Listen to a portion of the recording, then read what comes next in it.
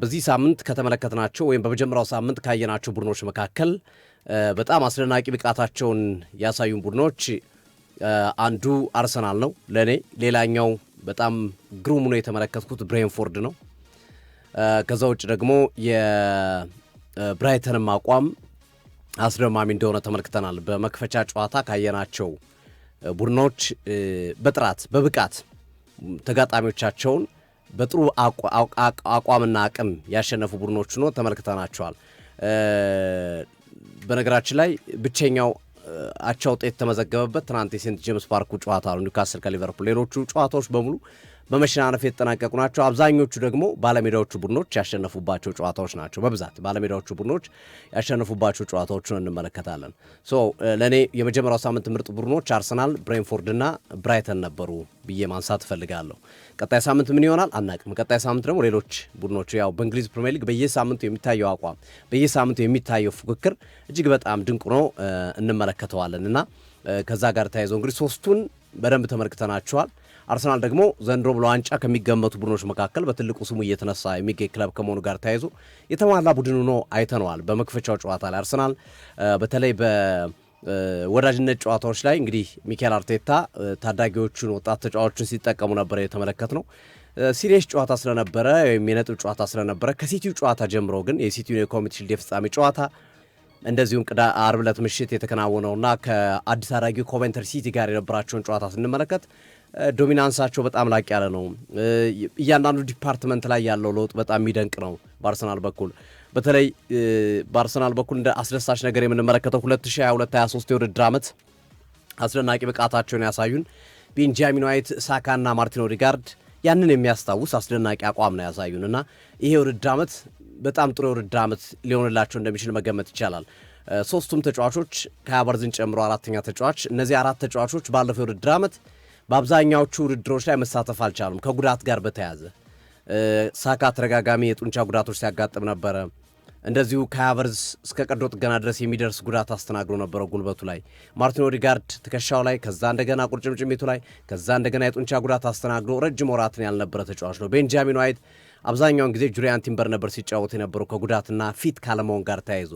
ይህኛውን የቅድመ ዝግጅት ጨዋታ ግን በአስደናቂ ሁኔታ የአርሰናል እነዚህ ተጫዋቾች ወይም ባለፈው የውድድር ዓመት ጥሩ ያልነበሩት ተጫዋቾች ብዙዎቹም ብዙ የናሽናል ቲም ለምሳሌ ብሔራዊ ናሽናል ቲም ውስጥ አልነበረም።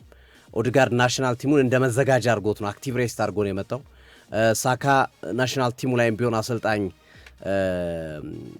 አሰልጣኙ የእንግሊዝ ብሔራዊ ቡድን አሰልጣኝ ቶማስ ቱከል በጣም በጥንቃቄ ነበር ሲጠቀሙት የነበረው። በአብዛኛው ማዱኬን ነበር ሲጠቀሙ የነበሩት። ኢቨን ዲክላን ራይስ በእንግሊዝ ብሔራዊ ቡድን ከሳካ የተሻለ ሰዓት ቢኖረውም ግን ማኔጅ ለማድረግ ጥረት አድርገዋል ከወገብ ጉዳቱ ጋር በተያያዘ እና ሪፍሬሽ አድርገው መጥተዋል ብዙዎቹ ተጫዋቾች። ሳካም፣ ኦዴጋርድም፣ ቤን ዋይትም፣ ዲክላን ራይስም በደንብ ማለት በቃ ነፃ ሁነው ሰውነታቸው በደንብ ታዟቸው ፊት ሁነው የተጫወቱበት ጨዋታ ነው ብለን ማንሳት እንችላለን። ከሁሉ ሁሉ ግን የማይል ሊዩስ ስኬሊ አስደናቂ ብቃት አሁንም በአርሰናል ቡድን ውስጥ መቀጠሉ በተለይ ለነ ዙቢሜንዲ አይነት ተጫዋች ትልቅ ስጋቱ ነው የተመለከትንበትን ሂደት በአርቡ ምሽት ጨዋታ ላይ የተመለከትንበትን አጋጣሚ ማየት እንችላለን። ተጠቃሎ ግን በጣም አስገራሚ የነበረው ተጫዋች ለእኔ ክርስቶስ ዞሊስ ነበረ። ክርስቶስ ዞሊስ ሁለቱ ጎሎች ላይ ቀጥተኛ ባይሆኑም ተዘዋዋሪ ተሳትፎ ነበረው። ምክንያቱም የሳካ ጎል ላይ እሱ ያሻገረው ኳስ ተጨርፎ ነው ሳካ ጋር የደረሰው። እንደዚሁ የመጀመሪያውን ጎል ሃቨርዝ ሲያስቆጥርም የእሱ ሚና ከሁለት ከሶስት ኳሶች በፊት የእሱ ንክኪ ጥሩ ነው እንመለከተዋለን። አርሰናል ሌላው ዘንድሮ ለየት ብሎ የመጣበት መንገድ እንግዲህ 6 ጎል አስቆጥሯል አርሰናል በሁለት ጨዋታ፣ አንድም ሴት ፒስ ጎል አላስቆጠረም። 6ቱም ከኦፕን ፕሌይ የተገኙ ጎሎች ናቸውና ይሄ የቡድኑን ያሳሰብ ለውጥ እንዳመጣ ወይም ቡድኑ በሌላ መንገድ ዘንድሮ እንደቀረበ ማሳያ ነው። እንዲሁም አንዳንዶች ኒኮላስ ጆበር ምን ነው ስራዎትን እየሰሩ አይደለም የሚል ቀልድ የሚመስል ግን ሐሳቦችን ሲያቀርቡ እየተመለከት እንገኛለን።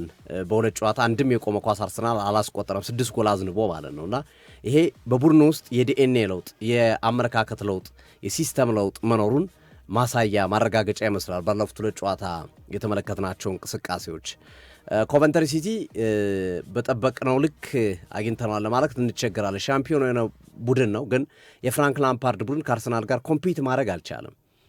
አርሰናል እንዲሁም የሳታቸው ጎሎች የግብ ጠባቂው ራሽፎርድ አንዳንድ ያዳናቸው ኳሶች እንጂ ጎሉም ከዚህ በላይ ሊሆን የሚችልበት እድል ነበረ። 4-5 ጎል ሆኖ ሊጠናቀቅ የሚችልበት እድል እንደነበረ መናገር ይቻላልና አርሰናል የተሟላ ቡድን ነው። እኔ ከተመለከትኳቸው ቡድን በጣም የተሟላ ሆኖ ያየሁት ቡድን አርሰናል ነው። በብዙ መንገድ ከቶፕ 6 ቡድኖች ማለት ነው እስካሁን ከተመለከትናቸው ከቼልሲ ውስጥ ሁሉንም ስለተመለከትናቸው በሁሉም ዲፓርትመንቶቹ ጠንካራ የሆነው አርሰናል ነው። ግን ሲል አሁንም የምታነሳቸው ጥያቄዎች አሉ። ክርስቶስ ዞሊስ ችግር ቢገጥመው ምንድነው የሚሆነው? በእርግጥ ኢዜ ነው ተቀይሮ ገብቶ ሲጫወት ያየ ነው። ግን ጥራት ያለው ተጫዋች የመስመሩ የማጥቃት እንቅስቃሴ አይፈልግም ወይ? በደንብ የሚፈልግ ይመስላል እዛ ቦታ ላይ። እስቲል አሁንም የዝውውር መስኮቱ ሊዘጋ አንድ ሳምንት አካባቢ ነው የቀረው። እዛ ጋር ማስተካከያ ማድረግ ይጠበቅባቸዋል። የቪክቶር ኮሬሽ ጉዳይ ምንድነው የሚለው ግራ የሚያጋባ ነው። በአርሰናል ቤት ውስጥ ምንድነው ቪክቶር ኮሬሽ ላይ ያለው ነገር? የአቋም ለውጥ አለ? ተጫዋቹን የመሸጥ ፍላጎት ይኖር ይሆን ወይስ የኮመንተሪ ጨዋታ ለኮሬሽ አይመችም ብሎ ነው 90 ደቂቃ ከሃቨርዝን ያጫወቱት ወይም የኮሬሽን 90 ደቂቃ ተቀያሪ ወንበር ላይ ያስቀመጡት ወይስ የተደበቀ ነገር አለ? ጥያቄ የሚያስነሳ ጉዳይ ነው። ከ3 ዓመታት በፊት ጋብሪኤል ማጋለሽ ወደ ሳውዲ ሊግ ሊሄድ ነው ተብሎ በፕሪሚየር ሊግ የመክፈቻ ጨዋታ ላይ አሰልጣኝ ሚካኤል አርቴታ ሲያስቀምጡት አስታውሳሉ ጥቂት ዓመታት በፊት። እና የኮሬሽ ከዛ ጋር የተያዘ ነው ወይ ከዝውውር ጋር የተያዘ ነው ወይ ወይስ ሌላ ሪዝን አላቸው የሚለውን በቀጣይ ጊዜያቶች የምናይ ቢሆንም ብዙዎቹ ምንጮች የሚጠቅሱት ግን የኮሬሽን ከአርሰናል እንዲወጣ ከፍተኛ ፍላጎት እንዳለ፣ በተለይ ወኪሉ ይህንን ተረድቶ ለተጫዋቹ ክለብ ፍለጋ እየዞረ እንደሚገኝ ከባርሴሎና ጋርም ኮሚኒኬሽን ወይም ግንኙነት መጀመሩን የሚገልጹ አንዳንድ መረጃዎች እየወጡ ይገኛሉ። ምን ያህል እውነት ነው እንግዲህ በቀጣይ ቀናቶች እናያለን። አርቴታ ግን አሁን ከዚህ በኋላ የምንቀንሰው ተጫዋች የለም፣ እነማን መቀነስ እንዳለብን አስቀምጠናል። የምንቀንሰው ተጫዋች አይኖርም፣ ግን ጥራት ያለው ተጫዋች ካገኘን ገበያው ላይ ተጫዋች እንጨምራለን የሚል አስተያየታቸውን ያስቀመጡበትን ሂደት እንመለከታለን። እና በአጠቃላይ ኦቨርቪው ስናደርገው የጨዋታው ሳመራይዝ ስናደርገው እነዚህ ነገሮች ናቸው ሜጀር ነገሮቹ። ቀጣይ ሳምንት አርሰናል እንግዲህ ከሜዳ ውጭ በቪላ ፓርክ በብራይተን 4-0 የተሸነፈውን አስቶን ቪላን የሚገጥምበት ጨዋታ የሚጠበቅ ይሆናል ማለት ነው። በደጋፊዎች ዘንድ ቡድኑ ካሳየው አቋም አንጻር ቹቻ በጣም ደጋግሞ የሚናገረው ነገር አለ። አርሰናል የኮሬሽን መጠበቅ ካልቻል ዋጋ ይከፍላል ብሏል። ገዚየም በቹቻ ሀሳብ ይጋራል። የኮሬሽን ሁለተኛ አጥቂ አማራጭ ነው አርቴታ ማድረግ የፈለገው። ለዛ ነው በባለፈው ጨዋታ አንዱ ማሳያ ነው። ከሃቨርዝ ሙሉን ደቂቃ ነው የተጫወተው። 90ውን ደቂቃ ሙሉ ከሃቨርዝ ነው በአጥቂ ቦታ ላይ የተጫወተው እና ወደ ባርሴሎና ኤጀንቱም ባርሴሎና ላይ የኮሬሽም ስሙ ከባርሴሎና ጋር እንደተያዘ እየተገለጸ ይገኛል። በሌላ በኩል ደግሞ የኮሬሽን በአልቫሬዝ በልዋጭ ለአትሌቲኮ ማድሪድ ገንዘብ ጨምሮ ለመስጠት እንደገና አልቫሬዝን ለማምጣት የሚል ፍላጎት እንዳለው በተደጋጋሚ ከዝውውር ወሬዎች ጋር ሲነሳ ነበር።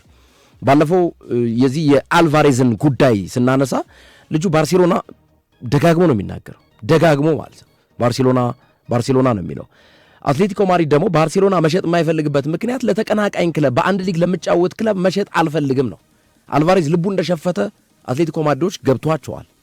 ነገር ግን ልቡ ቢሸፍትም ለተቀናቃኝ ክለብ ሰጥተን የበለጠ ራሳችንን በራሳችን ጥይት መምታት አንፈልግም ነው የአትሌቲኮ ማድሪድ ፍልስፍና። ስለዚህ ከአርሰናል ጋር ነው ልጁ ባርሴሎናን ስለሚፈልግ ነው። እንደውም ባለፈው 2 አይነት መረጃዎች ወጥተው ነበር። አንዳንዶች አይ በቃ አርሰናል ለመግባት ፈቃደኛ ሆኗል የሚሉ ነው። በኋላ ላይ ደግሞ መረጃዎቹ ተቀየሩ።